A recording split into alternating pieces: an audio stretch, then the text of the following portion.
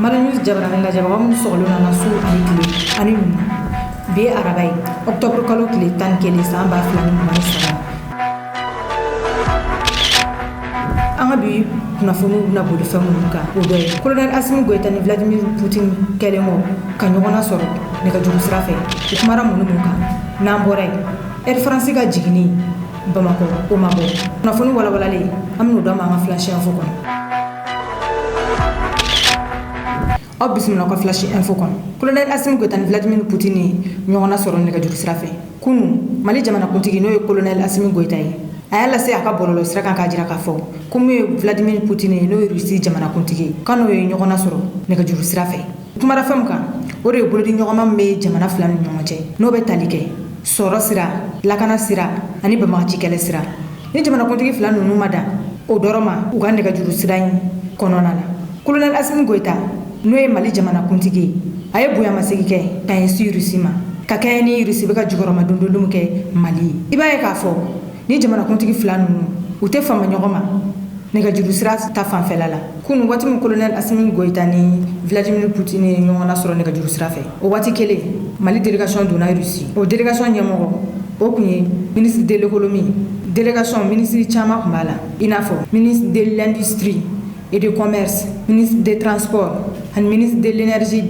et des mines ani gouvernement moko chama sabula la jere belebele do bolo dalino Russie na be foma ko semaine d'énergie russe no be damne bi octobre kalo kile tan kele kata kunche jumado octobre kalo kile tan saba o kun konna la Russie jamana kuntigi wole bla jamana chama ma puissance énergie ko ani farafina jamana inafo Mali semaine d'énergie no yo courant ko kene no kana sigi ko worona sabula ni Russie jatemine jinya kono bi a joro ka boko sebe courant ko la sabula pétrole be baka dugu jugoro ani aka kokojika abe pétrole million keme fla ani ba fla ani ba biolonvla abo de bo o temelen ko fe Brésil Chine ani Malaisie olube Russia pétrole barko keme nani de soro kile kono bi Mali fana be fe ka gere Russia pour que courant ko geleam be malion kan o ka se ka ba si sa ibaye ka fo fin bebe ka gelea Sénégalais manu ka Sénégal ko foro kono essence ko geleya bula kata ka bonai ni wati na Mali be fe ka ferke chuka bela u fene ka se ka do irisi ka taji ko ina wala saka kono ga jamana kono duma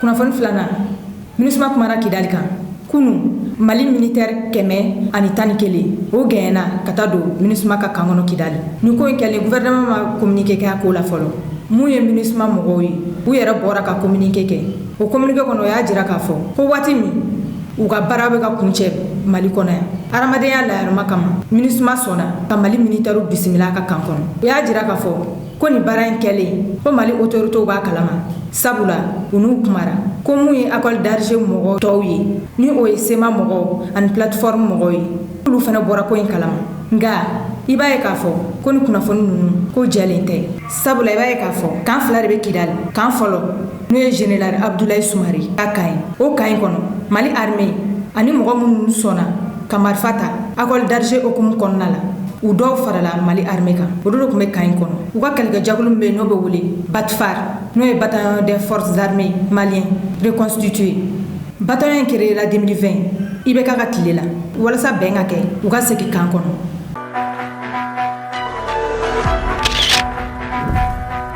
kunnafoni sabana Mali gouvernement ma ban sigi ka fɔma ka an tɛna an jɔ bilen jamana fitini kelen ka marifa ta dongo don ka jamana tɔ bɛɛ bagabaga o banna pewu Dr Choguel Kogala Maïga n'o ye Mali premier ministre ye kunu ale ye kuma ta kɛnɛ kan kɛnɛ mun tun bɛ boli kɛnɛya ko kan a y'a jira k'a fɔ ko bɛɛ bɛ ko la ko bɛɛ ka bɔ bɛɛ k'a jira k'a fɔ k'u bɛ Mali armée kɔ a y'a jira k'a fɔ ko Mali armée denmisɛnninw bɛ cɛsiri mun na bi u bɛ k'u niw di walasa libération totale mun kun fɔra o ka se ka kɛ a y'a jira k'a fɔ ko ni banbagaci jakulu ninnu ko ni y'a san joli accord signé na walasa bɛn ka na ni ɲɔgɔn cɛ fo bi bɛn ma se ka na ni ɲɔgɔn cɛ a y'a jira k'a fɔ ko accord signé kalo o kalo gouvernement kun bɛ taa nafolomugu d'u ma u dɔw yɛrɛ ka nafolomugu sɔrɔta kun ka ca ni jamanakuntigi yɛrɛ sara ye a y'a jira k'a fɔ ko colonel Assimi Goïta n'o ye Mali jamanakuntigi ye ko yoro tigaula ko ya jira ka fo ko war mun kum duma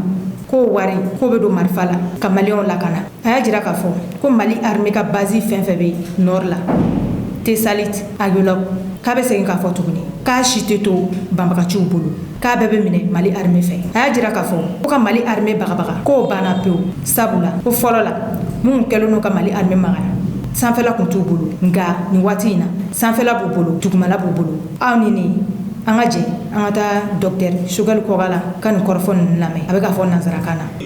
Pensez à ces hommes qui sont dans la poussière, dans le soleil, dans le vent. Certains ne mangent même pas, loin de leur famille.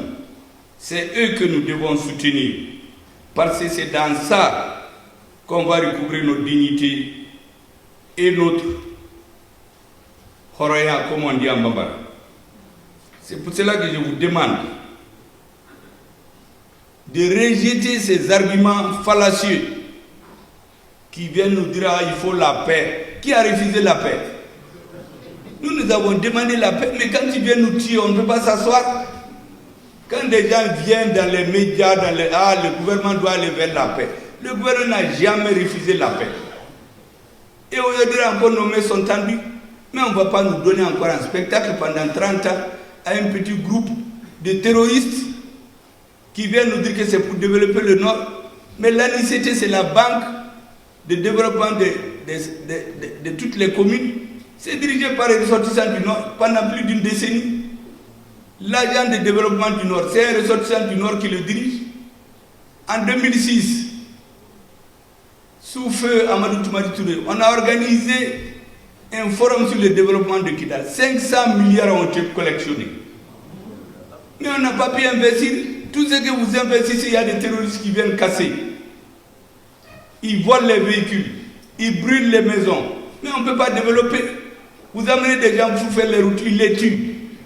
Ce sont ces mêmes personnes qui sont reçues à Bamako avec des valises d'argent. C'est la corruption, c'est terminé. L'argent qu'on met dans la corruption, que c'est terminé, nous allons l'utiliser pour acheter des armes et libérer les populations du Nord.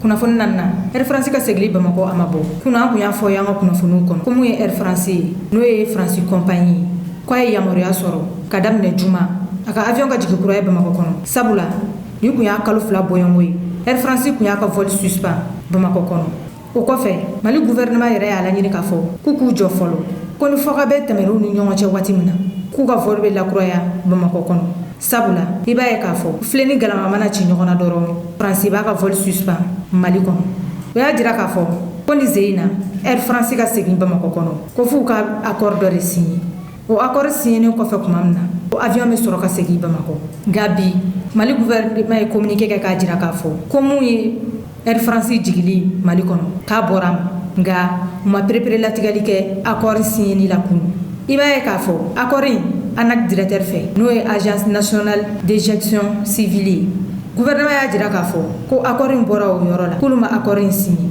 gouvernement y'a jira k'a fɔ ko Air France de y'a ka vol suspend ani Mali cɛ wa olu fana tɛna na sɔn cogoya si la vol ka segin ka na Mali kɔnɔ n'a ma accord signé ni Niger ni Burkina ye sabula a ye voli tigɛ olu dugu saba la ɲɔgɔn fɛ Mali Niger Burkina ko ni accord signera ni olu dugu saba ninnu ye waati min na France vol bɛ sɔrɔ ka segin ka na Bamako ni ne kun y'an ka bi flash info ye ka d'aw bolo kan ani cɛw ka labɛnni ko ɲuman na an ka foli b'an lajɛbaga bɛɛ lajɛlen kɛrɛnkɛrɛnnenya la minnu bɛ k'an lajɛ ka bɔ Italie a k'an bɛn wagati yɛrɛ la. Les forces internationales sont venues chez nous. Elles ont fait 7 ans. Au bout de 7 ans, les objectifs qui ont été fixés par le président de la République française, François Hollande, en 2013, c'était 1. Détruire le terrorisme, ce sont ces termes. 3. Aider le Mali à recouvrir l'intégralité de son territoire, défendre l'autorité de l'État. 2 donc. Et 3. Appliquer les résolutions des Nations Unies. En 2013. En 2020, le terrorisme, vous savez ce qu'il en est devenu? de quelques pourcentages du territoire, il a pris 80% du territoire. L'autorité de l'État, ils ont participé à empêcher l'État d'assurer son autorité. Aujourd'hui, c'est documenté. Un exemple, lorsque par un malheureux hasard, le gouvernement a conduit à sa perte en 2014 avec l'assassinat de plusieurs hauts fonctionnaires. Vous savez que les militaires qui se sont réfugiés dans le camp de l'aménagement, ils ont été désarmés. Lorsque le calme est revenu et que l'armée malienne a voulu récupérer ses armes, c'est le commandant en chef de l'aménagement, un général français, qui a dit aux militaires: on ne peut pas vous donner ces armes. C'est un butin de guerre. Seule la SEMA peut vous autoriser à les prendre. Ça, c'est documenté. Ça veut dire quoi? Un État, la communauté internationale lui prend des armes, elle lui dit: ça appartient à la SEMA. Et donc les Maliens, ayant observé beaucoup de choses, l'armée malienne, avec ceux avec qui je travaille aujourd'hui, ayant constaté, ayant vu, ayant vécu dans sa chair et dans son âme toutes les trahisons, tous les coups bas, tous les doubles jeux qui se faisaient pour tromper les Maliens, pour étendre le terrorisme, en nous inoculant le virus de la défaite, en attendant le réveil brutal de la dislocation du pays. Ces hommes donc se sont joints au combat du peuple pour faire ceci. Le peuple a demandé le départ de l'ancien pouvoir politique, du président. Il est parti grâce à l'action de l'armée. J'ai moi-même félicité les militaires de n'avoir pas humilié notre ancien président. Parce que d'habitude, quand un président quitte, on cherche à se venger de lui, les gens sont contents. J'ai dit, ça ne sert à rien d'humilier un ancien président, surtout qui est malade. Dès lors qu'on lui a retiré le pouvoir politique, c'était la sanction suprême, politique historique. La deuxième chose que les Maliens ont demandé, c'est le renforcement de l'armée. Tout le monde parle aujourd'hui de la montée en puissance de l'armée. Jamais dans l'histoire, le Mali n'a été doté si fortement. Pourtant, c'est les mêmes militaires, c'est le même pays, c'est les mêmes terroristes renforcés par les sponsors que nous connaissons aujourd'hui, contre lesquels nous avons des éléments de preuve aujourd'hui. Donc, on avance, ça veut dire que notre armée monte en puissance. En 2-3 ans, nous avons fait en une année, dirais-je, le pays a été armé plus que les 30 dernières années réunies. Parce que nous savions très bien, aussi longtemps qu'on n'aura pas inversé le rapport des forces militaires sur le terrain, les palabres, les discussions ne donneront jamais les résultats escomptés. C'était très clair dans l'esprit de ceux qui gouvernent le Mali. Dès la rectification, l'inversement des rapports de force sur le terrain est devenu la priorité numéro 1 du gouvernement. Et je voudrais saluer les Maliens qui ont accepté tous les sacrifices, qui ont fait face à tous les acharnements qu'on peut imaginer. Est-ce que vous savez qu'aujourd'hui encore, dans tous les organismes de financement, il y a les représentants d'un pays qui s'opposent systématiquement, qui posent son veto pour que le moindre copec soit donné au Mali. Mais les Maliens ont tenu, je voudrais les féliciter. La troisième demande des Maliens, c'est important que je vous le dise, c'est la lutte contre la corruption et l'impunité. Imaginez que des Maliens meurent, on les enterre dans des fosses communes. Au même moment, l'argent est sorti du trésor pour acheter les moyens aériens. Notre pays est vaste. Sans la suprématie dans les airs, il était impossible de nous défendre. Je vous donne un cas en Délimane, un camp financé par l'aménagement, construit par Barkhane. Imaginez-vous que les ingénieurs ont oublié de faire un forage, oublié entre guillemets, sachant bien que l'eau, c'est le premier besoin de l'homme, et surtout dans le désert. Donc, les Maliens sont obligés de sortir, aller chercher de l'eau dans les hameaux. Les terroristes scrutent leur chemin. Un jour, ils tombent sur un puits, on tue tous les militaires, on prend les véhicules, on prend leur tenue, on met des bonbons de gaz à la place des fûts d'eau, ils vont rentrer dans le camp. Ils détruisent ce qui peut être détruit. Ils font 7 heures de guerre. L'armée n'a pas pu être secourue. Pourquoi? Parce que le Mali n'a pas de moyens aériens. Parce que ceux qui les ont dit qu'ils ne sont pas venus pour faire la guerre. Donc on a tué tous les militaires. Après on les met dans les fosses communes et on continue jusqu'au prochain drame. Imaginez-vous que les fonds destinés à ça, des Maliens les ont pris, ont fait sortir du trésor, les ont utilisés à faire autre chose, prolongeant les souffrances des Maliens et la vassalisation de notre pays. Sur 6 hélicoptères neufs, on a détenu l'argent des 4. On amène 2. Le président vient dire que c'est fini, on va gagner la bataille. Ces équipements ne marchent que 2 mois, ils sont gâtés. C'est des vieux hélicoptères qu'on a repeints pour nous revendre à neuf. Et c'est des Maliens qui ont fait ça. Heureusement, aujourd'hui, ces hélicoptères ont été réparés par nos partenaires stratégiques et ils sont en train de se battre sur le terrain.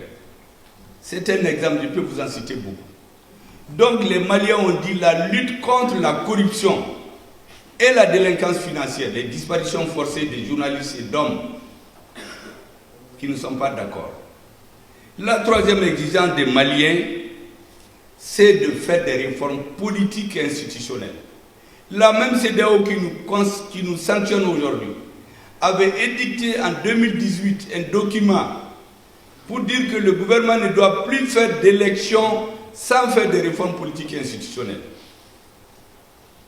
Elles n'ont jamais été faites, les dites réformes. Donc le peuple a demandé de les faire. Nous avons donc tenu les assises nationales de la refondation. Nous avons renouvelé la Constitution dont l'acte de naissance a été signé le 28 juin 2023 par le président de la transition. Donc, les assises et les réformes politiques institutionnelles. Les Maliens se rappellent que toute la crise politique est partie de la contestation des élections. Ils ont donc dit qu'il faut mettre en place un organe indépendant pour minimiser les risques de contestation des élections. Parce que quand le gouvernement organise, les citoyens, les opposants sont libres de contester. C'est dans ce cheminement qu'il a été mis en place l'Agence indépendante de gestion des élections. Les Maliens ont dit qu'ils en ont assez. On a signé l'accord pour la paix et la réconciliation depuis 2015. On nous a dit que la paix va revenir dans 2 ans. En 2020, ça faisait 5 ans. La maladie gangrène le pays. C'est comme quelqu'un qui a mal à l'oreille. On lui donne un médicament pour lui dire qu'on le soigne en 2 semaines. Au bout de 10 semaines, la maladie a gangréné les 80% du corps. Qu'est-ce que le malade fait?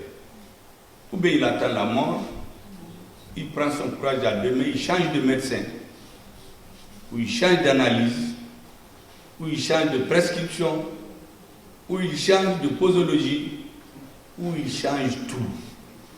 Les Maliens ont décidé de changer tout et de prendre leur sort à main.